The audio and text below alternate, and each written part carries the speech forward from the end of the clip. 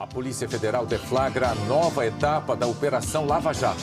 No aeroporto de Congonhas, os ânimos exaltados. A minha história, embora eu tenha me sentido ofendido, porque não precisava disso.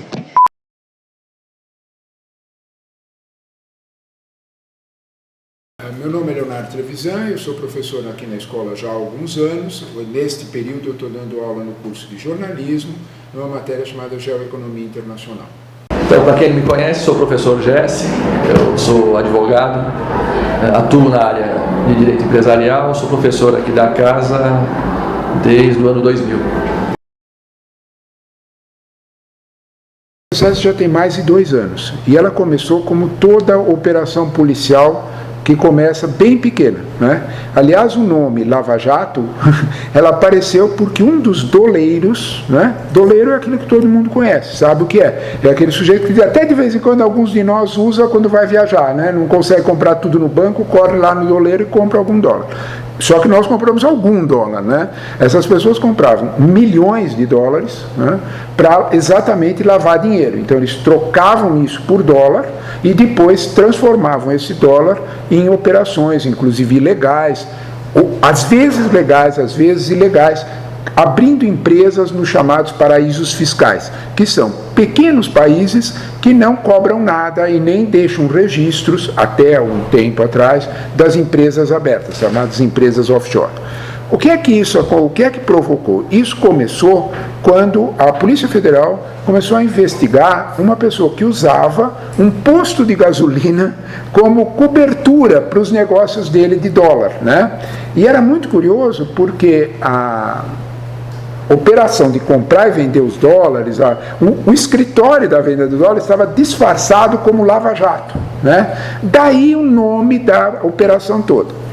Para surpresa dos policiais, quando eles começaram a investigar, que eles imaginavam que se tratavam só apenas de bandidagem, então, por exemplo, traficantes de droga que queriam lavar dinheiro, né? Como a gente vê em qualquer filme.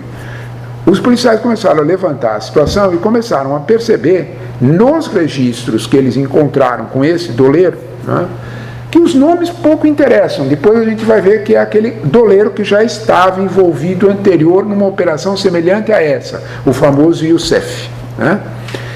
Esses doleiros, eles estavam atendendo não a traficantes de drogas e a bandidos conhecidos, eles estavam atendendo a grandes empresários. Este foi a ponta do véu levantada, né? Quer dizer, o que é que grandes empresários, inclusive empreiteiras muito grandes, estavam usando um doleiro num lava-jato disfarçado.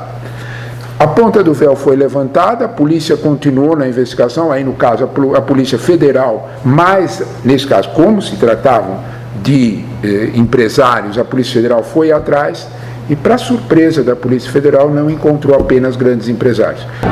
Bom, aí tiveram empresários, né, doleiros e resvalou no lado político, né?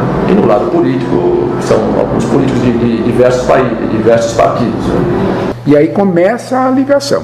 Ele encontra políticos e os políticos tinham ligações com funcionários, porque não tratam-se disso. Todo diretor, todo gerente da Petrobras é um funcionário da Petrobras, né?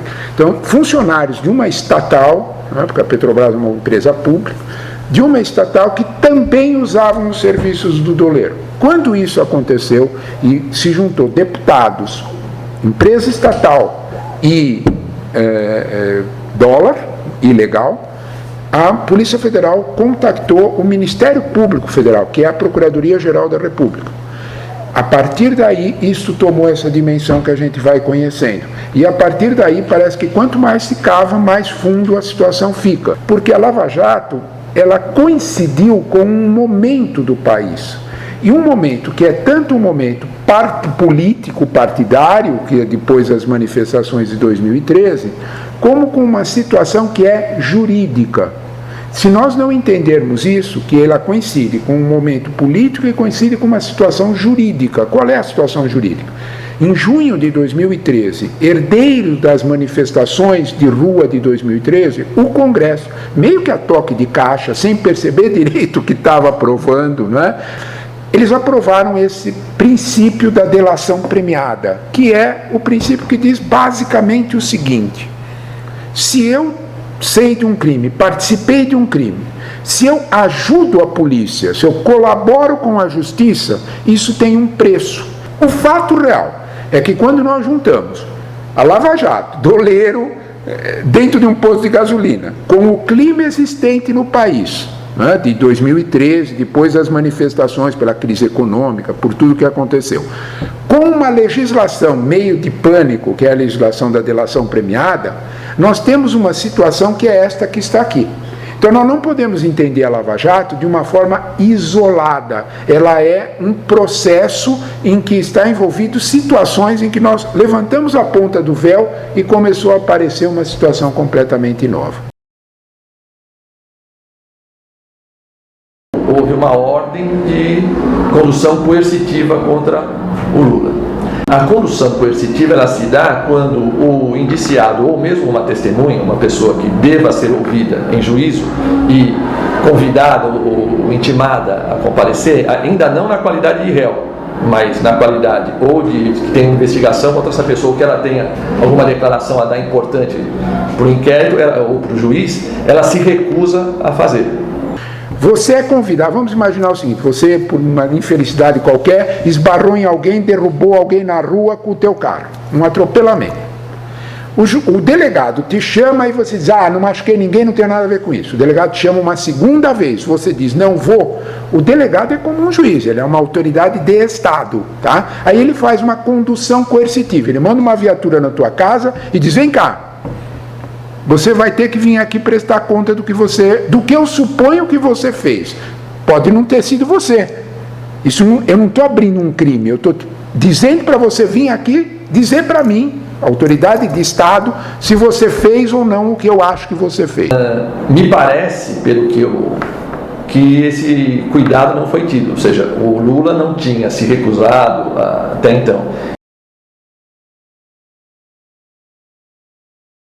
Quando um senhor chamado Marco Aurélio Melo, que é ministro do Supremo Tribunal Federal, faz um alerta, a gente deve prestar atenção, porque não é uma pessoa despreparada falando, é um ministro do Supremo. O que é que ele alertou? Que houve uma certa pressa, que houve um assodamento, que houve uma situação não convenientemente correta do ponto de vista do processo penal, nesse, entre aspas, condução coercitiva do ex-presidente. Por que o Marco Aurélio diz isso? Veja bem, eu não estou levantando uma opinião, eu falando, você falando, ou qualquer político, favorável ou contrário ao governo falando. Eu estou falando de um juiz reconhecidamente experiente. O que é que o Marco Aurélio Melo disse?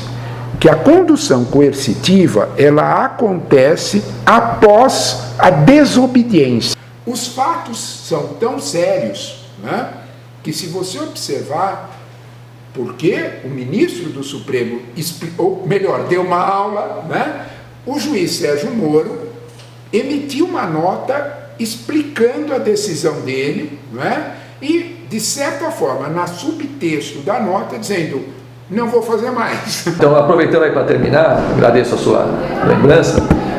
Na segunda-feira agora, por iniciativa do DA e do CA, vai ter um encontro de alguns professores com os alunos para discutir, né, esse momento, essa questão. E o encontro vai ser às 18 horas da segunda-feira na sala B222. Eu queria convidar quem tiver interesse.